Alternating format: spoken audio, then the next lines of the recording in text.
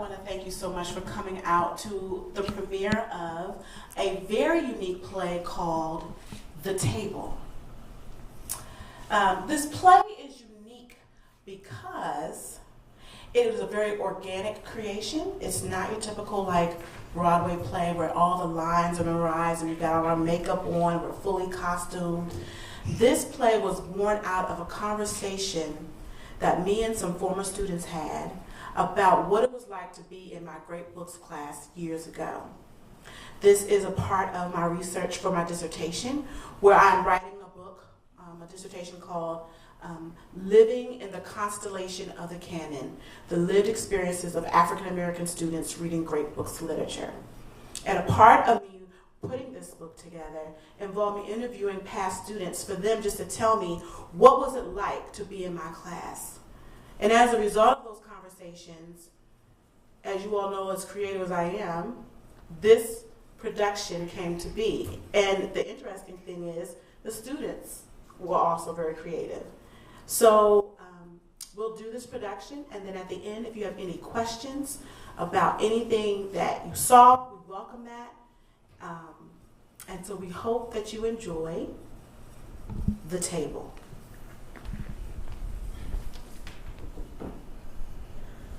We wear the mask that grins and lies.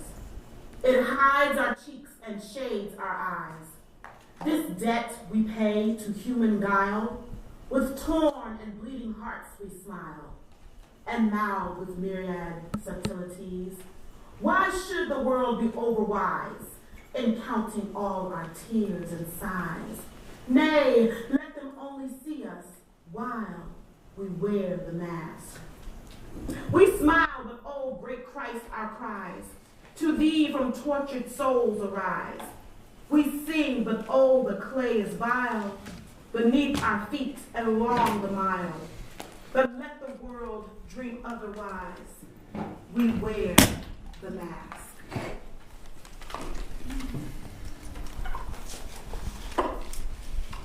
Good morning, class. Good morning, Ms. Carter. Hopefully you all did the reading assignment for last night. It's Voltaire's essay on character. Yep. I also hope that you all today actually brought your materials to class. I left it at home. I did the reading, but I left it at home. My bad, Ms. Carter. Daniel? Yeah, I brought mine. Well,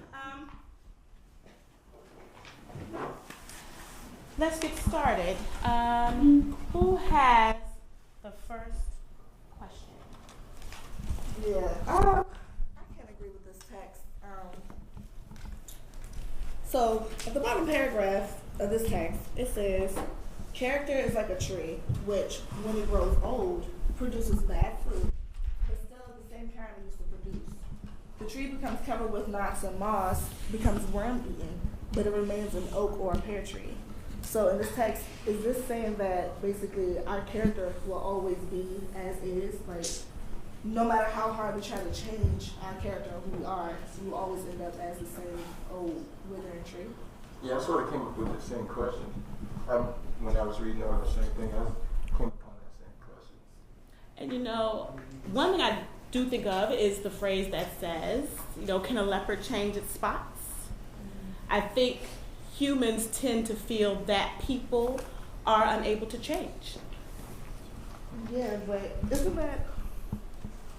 That's sort of contradictory to the another part of his thing that said that character comes from the Greek word impression and engraving, because engraving sounds permanent. And so if we can change, then how is it impressed or engraved? Because engraving, when you engrave something, it's engraved for life. That's true. Well, and also, like you said, with a leopard changing its spots, I think that's what makes us humans different from other forms of creation. Like, okay, a pear tree will always be a pear tree, and it can't produce like acorns or anything. But and then also an animal, like you said, a leopard, can't change its spots. But I feel like with us being humans, we have a choice to make us into, we have a choice to change into who we want to be. Yeah. That's what makes us. You don't agree? That's what makes us humans. I'm sorry, Charles, did you say something? Well, you know, I think about, like, when you think about, what is something, like a lion, you know, he's not, you can't really talk him out of eating someone. Right. Whereas, like, you mentioned the word choice. What makes us different from maybe other creatures is that we may have an instinct or a desire to do this, but we can make the choice not to do it. But does that mean we have changed? Yeah. I mean, that's like with animals who are naturally eat plants and only plants, they're not considered vegetarians. They are just herbivores because that's what is naturally, and that's what they naturally do as animals. But we as humans, if we solely choose to eat plants that we're considered vegetarian, like we have a choice to do that. Like animals don't. That's just like an innate thing. But what about out of necessity? There's some animals that out of necessity will eat the other animal. Like that's what just time has showed us that if you have to, you will change. So even with animals, like they change. I mean, you can't. They're not always the same thing. Like so, how can character always be the same thing? Like you can't always have the same character throughout your entire life. If like does a 2-year-old have the same character as a 12-year-old? It's true. That's true. Or I mean, like you said, character is making an impression and engraving. So it's like, what's the opposite of character? I mean, the opposite, if character in reverse, if that's making an impression, or that's an impression, the character, if it's changing, that would be what, suppression? Okay. Is suppression, if you're suppressing something, is that changing it? But I think, like, when I think of change, I think of whatever was there before is not there anymore. Like, I feel, I don't know, something to think about. I don't know if there's any more other thoughts, comments? Anything else to say?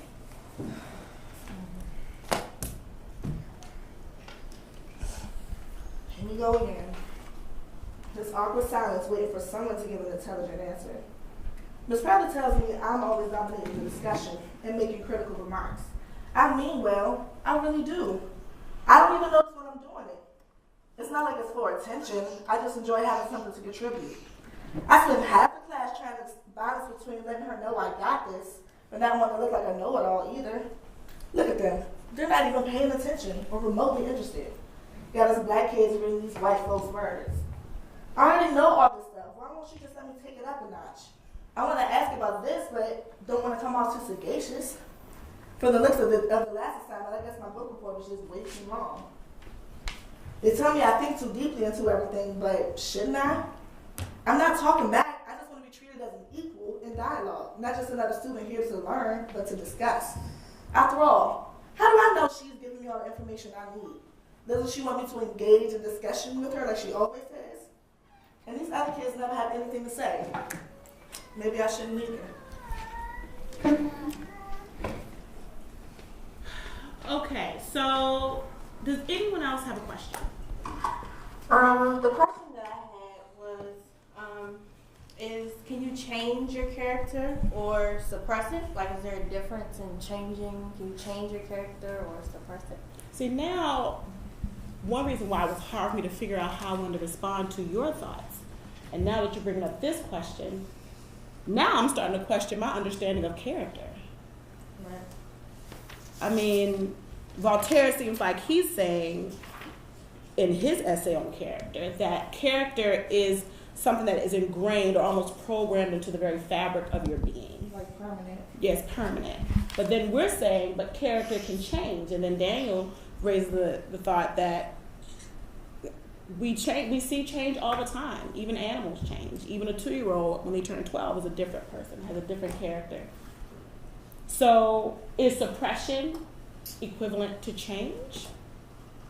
I wouldn't say it's the same as change, though, because we're not, at the end of the day, we're not changing who we are. Right. We're sort of diminishing who we are. But that's not a change, it's just the same thing on a different level. Right. So, I was thinking more so that maybe change comes out of consistent suppression. Maybe if you suppress a habit enough, then it won't be a habit anymore. Okay. But then, if it's suppressed, then is it truly suppressed or is it eradicated? Or like Because if you suppress it for so long that it's non-existent, then it's not there anymore. It's not suppressed. You can't call that suppressed. Well, suppression until eradication, like let's say an addict, maybe he's or she is addicted to cigarettes. Right. I mean, some people can quit cold turkey, but that feeling or that necessity for that smoke is going to be there until for a long time, but it will fade away eventually. But I think after that fade away is when change occurs. yeah, or like 'cause sometimes, like let's say, like you said, cigarette, someone who's addicted to cigarettes, or let's say an alcoholic, they could not drink for a long time, but if they suppress the urge to drink, but if they ended up having to sit at a bar with some friends, are they going to have that urge to drink again? Because it's like you're suppressing yourself from being in that environment, but if you're in that environment again, have you truly changed until you can actually sit there and not have that urge to drink? Right. Or it's like, I'm sorry. So I don't know if this is right or not, but I was thinking the same thing on the same lines. Like, I feel like it'll always be there, but like you said, the suppression, it can be so deeply suppressed in you that it may not come out for a really long time. It might not ever come out, but it's still there. Or is there something else within you that's fighting that? Like I think about this incident that happened to me recently, and you all have been my students for a long time, so you know Miss Anika can be a little fiery sometimes, and that I do have a little bit of a temper. When I was younger, it was a little bit out of control. I was in line at a restaurant, and this young lady came to me and needed to get past me to reach something over me, and she just barges past me, brushes past me, reaches over my food, reaches over my stuff, and just takes it. And I just was like, oh my God, like I was just instinctively irritated, and I just was like, you're rude. The old me would have done a little more even than that. And I said, you could say excuse me. But then something else came along and was like, just, don't. And I did. I just walked away from it. Right. So was that my character that was tempted to tell her off, or that did tell her off and was tempted to do more? Or was it my character that came and overshadowed that? Like, what were those two things that were happening? Well, there's one part in the text that says, that Voltaire says, anger weakens character. So it's still your character, but at least according to him, it's on a weakened state. Yes. So there's one part, if I may, it says, character is like a tree, which when it grows old produces bad fruit, but still the same kind it used to produce. So you're not changing the tree that you are. You're just, the quality of what you are is changed. Okay. Any other thoughts? Questions? Anyone else have something to say?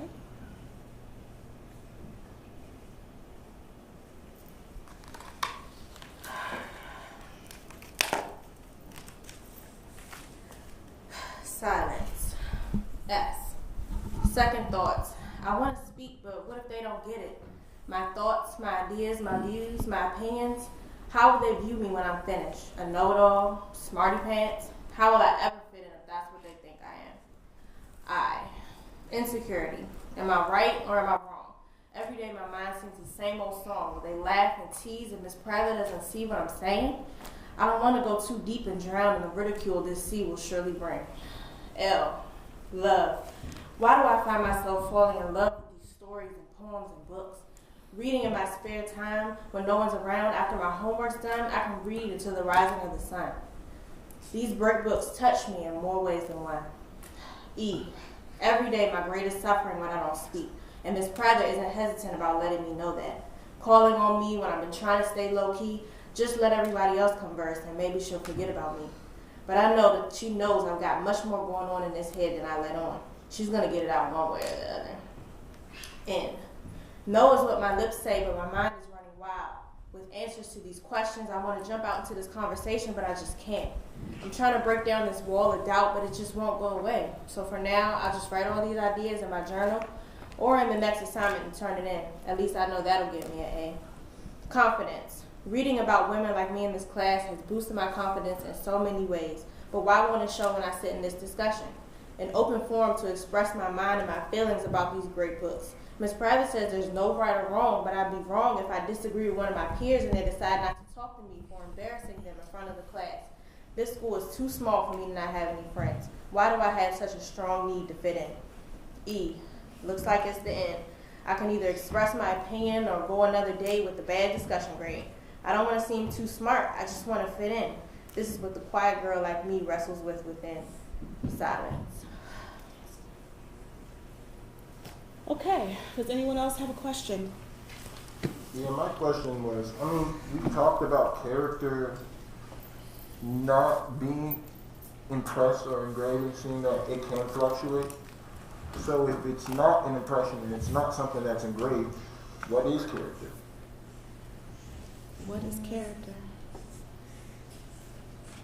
Is character like a part of your personality, or does it like create your personality? Right. Or is it including your personality? Because like I go back to the example of when I lost my temper, really got upset, was about to lose my temper with the young lady. It was almost like there were two people. So one of them I'm feeling like is character, I just don't know which one it is. And then another one has something to do with instinct to me. Yeah, because like you're a naturally positive person. Like you're not snappy for any reason. So like I feel like your personality is to be a sweet, kind-hearted person. But for that split second, somebody trying to bring you out of that, and like it kind of got you angry. But it's like your natural character is to remain like you were saying, like you don't want to hurt her feelings or anything. Like it kind of, your character kind of brought you back to your personality. Right. You know, so it was instinct for you to react in a bad way, but your character, your integrity was kind of like, no, let me just be quiet, and you remained having your meek personality. Okay. But instinct and reaction aren't the same thing though, because like say for example Charles, he's a black belt. He's been trained to react in a certain way in combat, but that's not his instinct. He wasn't born to react that way. So shouldn't there be like a line between the two? They aren't synonymous. I wouldn't argue that it is my instinct because it's not. Yeah, it's been trained, but now it's natural. Like I have been born with it. I don't think about any movements that I do. If somebody were to attack me, I don't even have to see them fully in my vision. Out of my peripheral, if I just see something fast coming my way, I can. But would you call it instinct though? Because instinct. Well, also because of my training, there doesn't have to be an action in order for me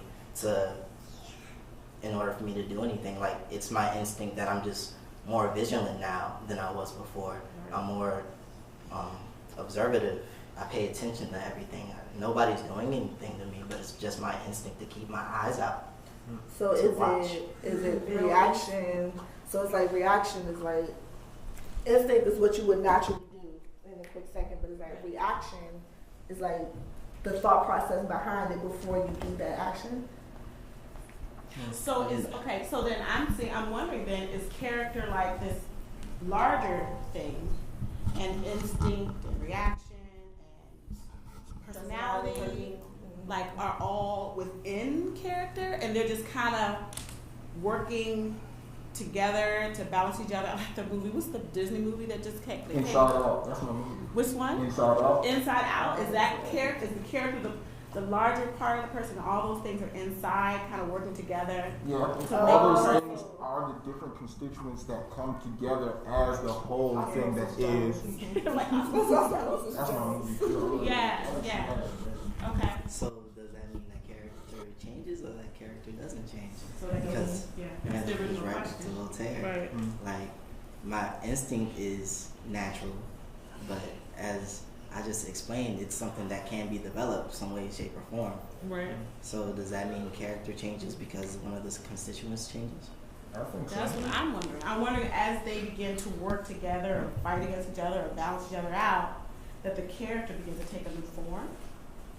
But that seems to still be contradicting what Voltaire is saying. Right. Maybe we don't have it all figured out like we thought. I think we just disagree with him entirely. I think he's questioning just like we are because like your character, like speaking of movies, like your character, everything that makes that character is like the way they talk, the way they think, like who they are to others, their personality, their traits, their instincts, you know, their habits. Like that's all what makes a character a character.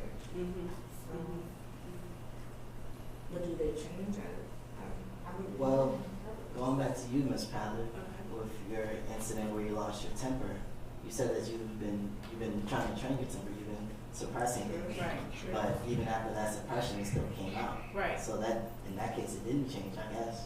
I mean, like, what about the story he tells about the guy when he first meets the king? This is in the earlier part of the text.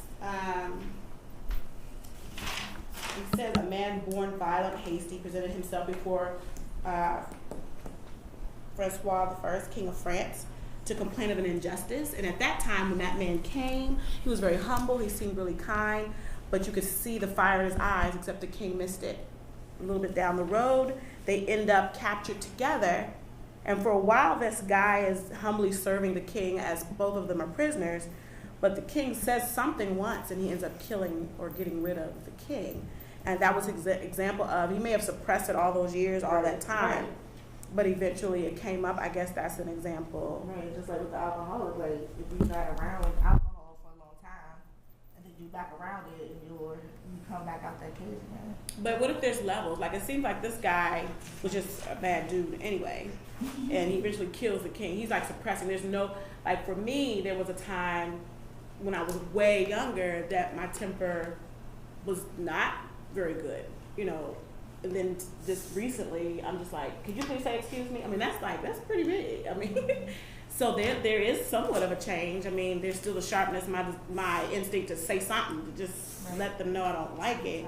So is that your personality to retaliate? Like this guy, like is that part of your personality or your character? So here's the thing. So so maybe you change, but there's still a trace of it, or a diluted form of it. Yeah, that's what he says. Like what I said before, anger weakens character. It's still your character. It's just weakened. Okay. I don't feel like that's like right to say though, because it just kind of reminds me of like us as Christians. It's kind of like, all right, well, that I feel like that's telling me like no matter how hard I try to change, you know, I can't change. And you know, like people say in church, that you can't change without Jesus. Like you need him in order to change. Like, so I guess that is kind of true. Like, if you're just trying to change for the better, just for the better of it, or you're trying to stop doing stuff that you shouldn't do, but you're not doing it for the right reasons. Like, are you okay? Like going back to the alcoholic. Like, if you're trying to stop drinking just because you don't have the money to afford liquor anymore, but you're not trying to stop drinking for a good reason, like, okay, I'm trying to get closer to God. Right. So it's like, he might suppress that part of him but he's not totally eradicating it. Right. So. I don't know. Any other thoughts, comments, questions?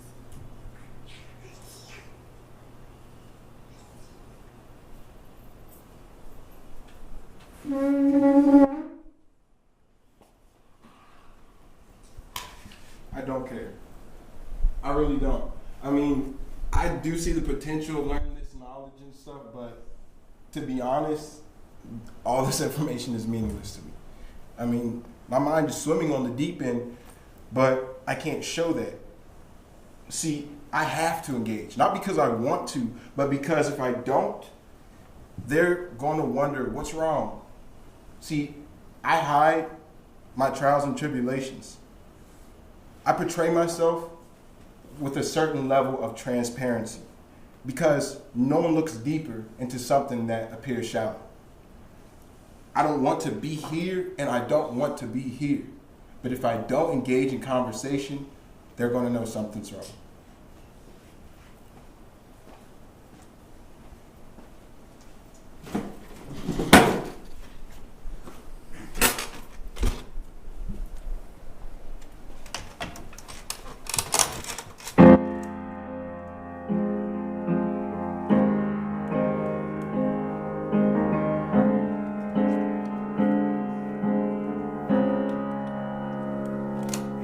all meaningless. It's meaningless. It's meaningless. It's all meaningless. It's meaningless. It's meaningless. It's all meaningless. Meaningless. Meaningless. It's all meaningless. It's meaningless. It's meaningless. If I talk about my feelings, then I'm not hard enough. For light skins, I'm just not dark enough. They tried to lynch me from the wrong tree I was barking up. I guess I'm just not smart enough. I mean, most days it's just smoke and mirrors. Most days in class, I barely hear her. I'm just waiting for the day when things get a little clearer. I don't want to be here, and I don't want to be here.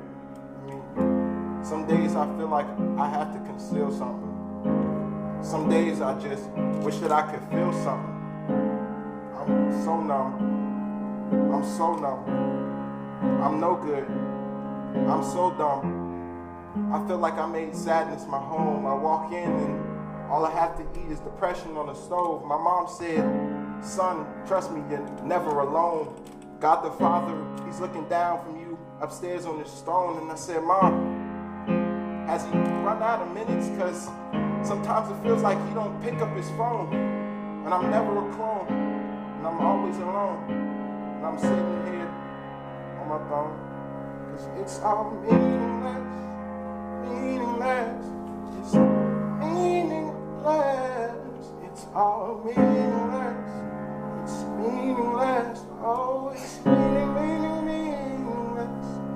It's all meaningless.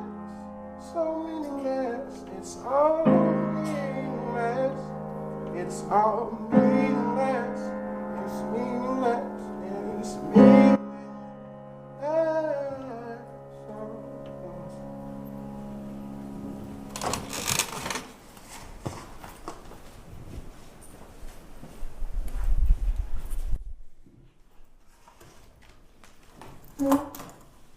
Okay. Anyone else with a question? Yeah, I have one. So, in the reading, Voltaire says, try to cool the boiling soul of someone who is reckless. Try to inspire the man who lacks taste or an ear with feeling for music and poetry. You will find it easier to give sight to a man born blind. We can improve, we can smooth down, we can hide what nature has placed in us, but we can put nothing there ourselves. And to jump on what Mariah had said about needing God, I do think that helps a lot, but say for maybe an atheist or an agnostic, but still a good person, someone that just has good values, can't they change for the better given a circumstance? Like if there's an alcoholic that doesn't want to change because he doesn't have money anymore, but maybe he wants to change because of he sees the effect it's having on his family or other loved ones or his friends. Maybe he'll want to change then. Doesn't his character change when that habit goes away?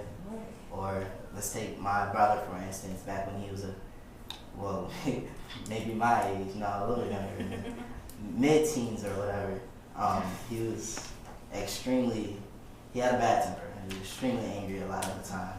But just over time, when he saw what that did to the people around him, and he just got better friends that appreciated him, his anger went away, and I don't see it anymore. He's a happy person. Doesn't that mean his character changed? Right, because he didn't suppress it. He changed his situation. But now I'm wondering, are we mixing up character with action? That's what I was sort of going to get at, because there's this one part in the text where Voltaire says, as the Roman writer Horace said, drive out nature with a pitchfork, she'll always return. So if it's your nature to be an angry person then, and even though like it seems like it's driven out, somehow or in some way it's going to return. Like I remember my dad told me one story about there was a German fugitive who, after the Holocaust, there was he was on the run from war crimes, and there was a spy going out hunting for him, and he saw a guy that he thought could be him, but he wasn't sure because he had assimilated to the culture that he was living in, and he just couldn't tell if it was the German guy because he was living the life of an American.